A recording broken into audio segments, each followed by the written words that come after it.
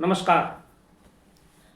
समय संवाद में आज हम चर्चा करेंगे एक ऐसे विषय की जो सबसे ज़्यादा ज्वलंत है और 2027 के विधानसभा चुनाव में जिस मुद्दे को कई पार्टियां भुनाने की कोशिश में हैं, उसी की आज हम चर्चा करते हैं। मुद्दा है 27 के चुनाव में सवर्णों की नाराजगी, या ये कहें कि सवर्णों से भी ज़्यादा ब्राह्मणों का रुख।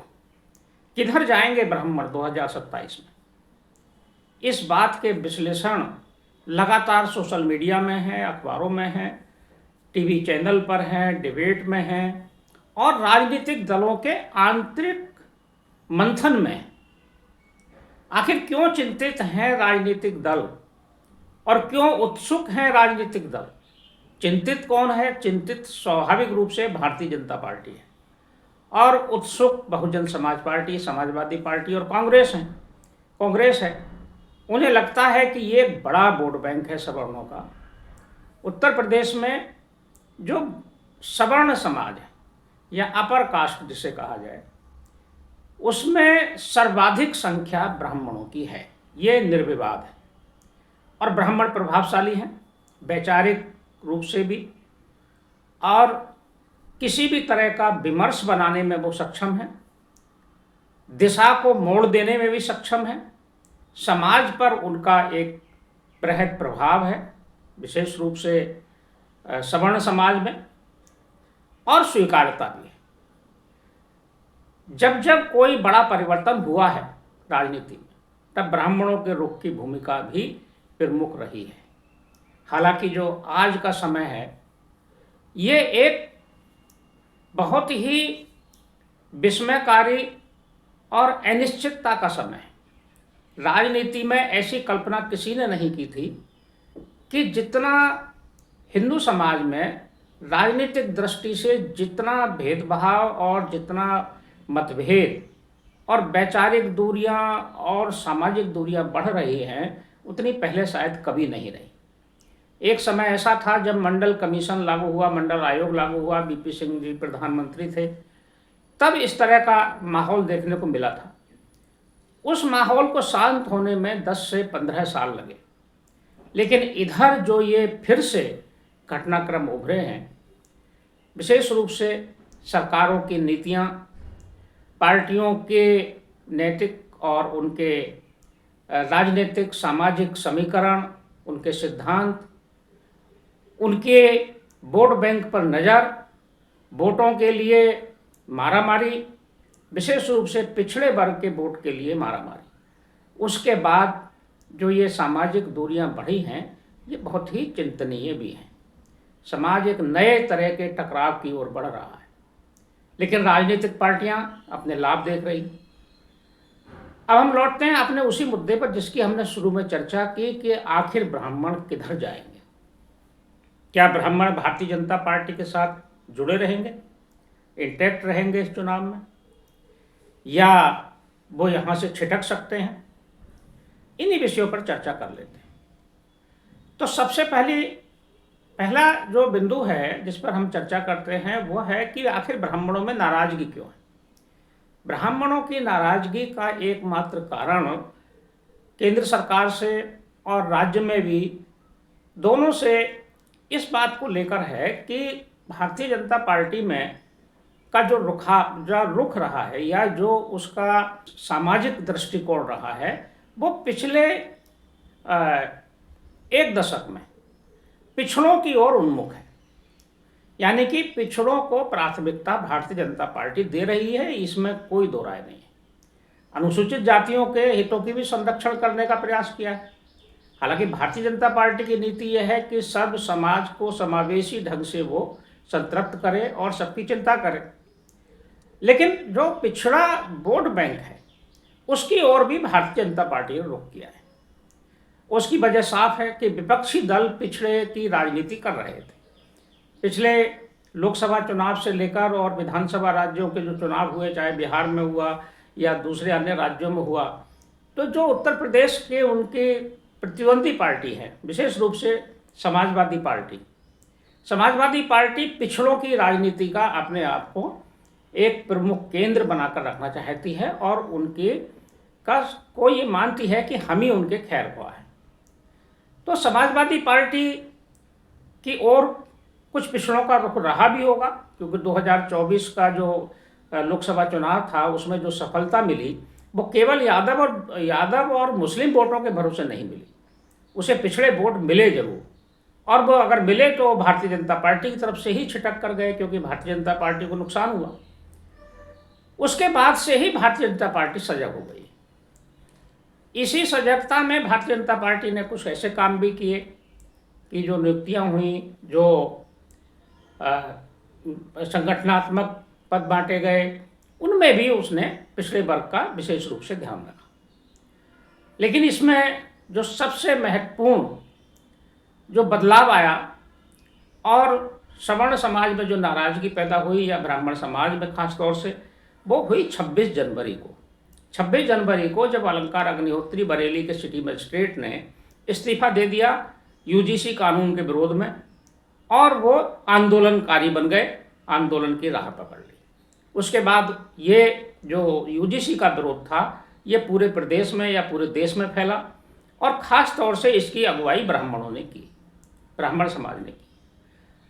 तमाम सोशल मीडिया पोस्ट को अगर देखते हैं तो ऐसा लगता है कि शायद ब्राह्मण समाज में इस बात को लेकर बड़ी नाराज़गी है। हालांकि यूजीसी पर न्यायालय ने इस पर हस्तक्षेप किया है और इस पर रोक लगाई है, अभी सुनवाई होगी, लेकिन यूजीसी कानून रद्द नहीं हुए। उनकी मांग है कि यूजीसी कानून को रद्द किया जाए।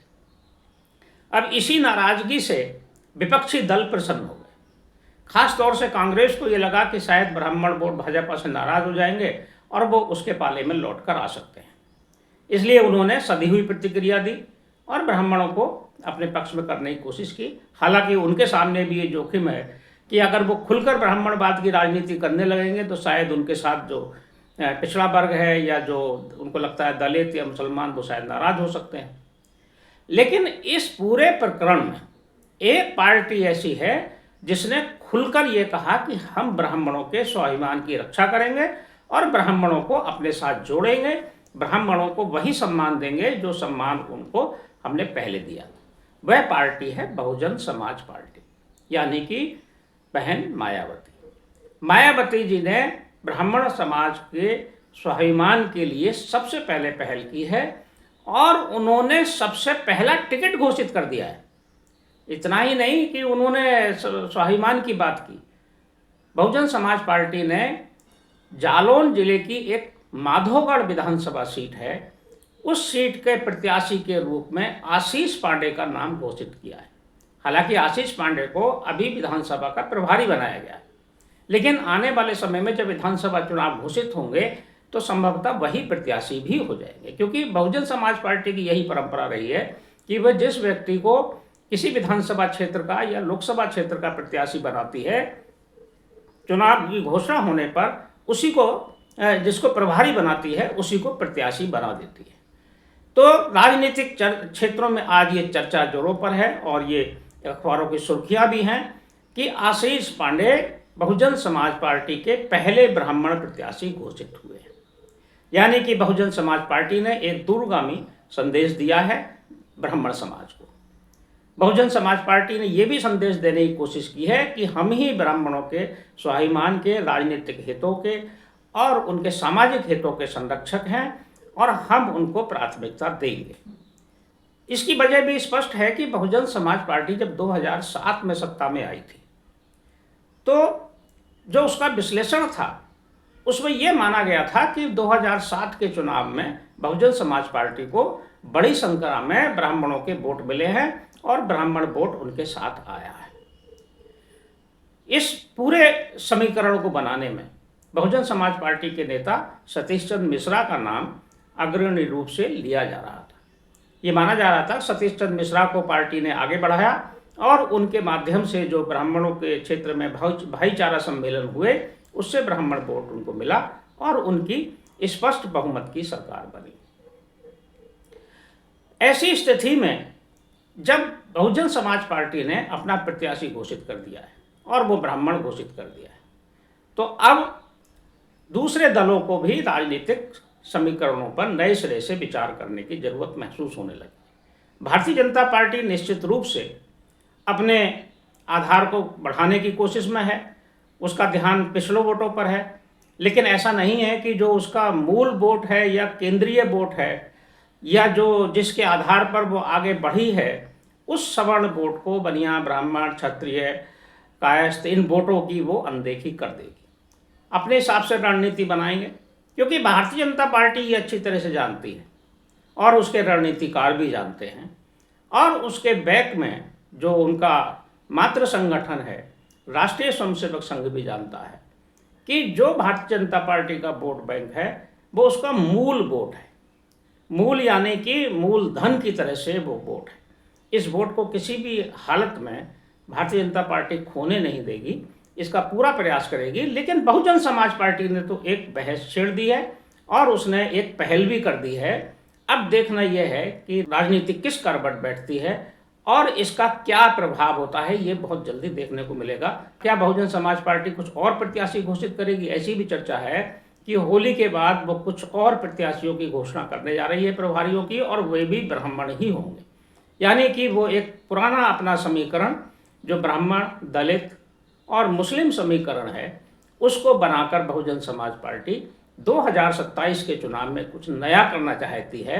नए रूप में आकर या अपनी गलतियों को सुधार कर वो अपना जो खोया जनाधार है उसको पाने की भरसक कोशिश में है। कितनी सफल होगी ये तो आने वाले समय पर ही पता चलेगा। लेकिन आज की इस घोषणा से जो बहुजन समाज पार्टी ने की है, विधानसभा चुनाव 2027 का आगाज हो गया है। एक तरह से विधानसभा चुनाव की तैयारियां पूरी तरह से शुरू हो गई हैं। दूसरे दल जब विचार कर रहे हैं प्रत्याशियों के नामों पर, तो बहुजन समाज पार्टी ने अपना प्रत्याशी घोषित करके इसमें पहल कर दी। समय संवाद में आज बस इतना ही। कल फिर मिलेंगे किसी एक खास विषय के साथ। तब तक के लिए मैं सर्वेश कुमार सिंह आपसे विदा लेता हूँ। नमस्कार।